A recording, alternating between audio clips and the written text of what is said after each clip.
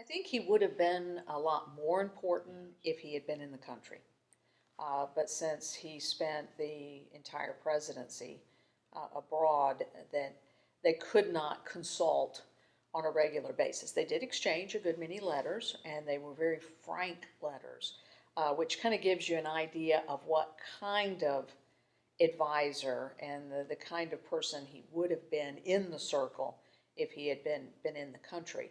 Because Washington had a tremendous amount of affection for Morris and a great deal of respect. Again, even though they were personally very different people. I mean, Washington was, as we repeatedly say, a very aloof, formal person, whereas Governor Morris was a very outgoing, very sophisticated, but very sarcastic man. He did not suffer fools well.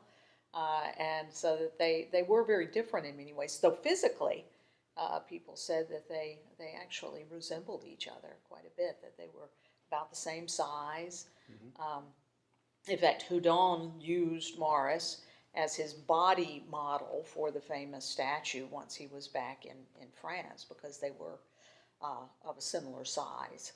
Though, of course, Morris was missing one of his legs, which Houdon ignored that. And kept that under wraps. Yes. And again, a very happy-go-lucky, kind of fun-loving man who never met a stranger and loved the ladies, very much so. In fact, perhaps a little bit too much, hence the leg problem. But they were very, very Well, close. that's the story. That's the story. That's the story. Yes. Yeah. But I think Morris was probably one of the closest people to Washington in terms of candor and frankness.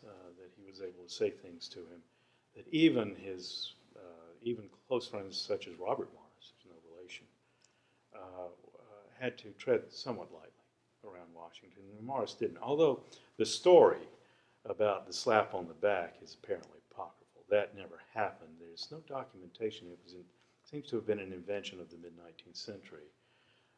The story that Morris had been given a wager that he could be familiar with Washington, and he called him George and slapped him on the back and got a stare that would have frozen over hell.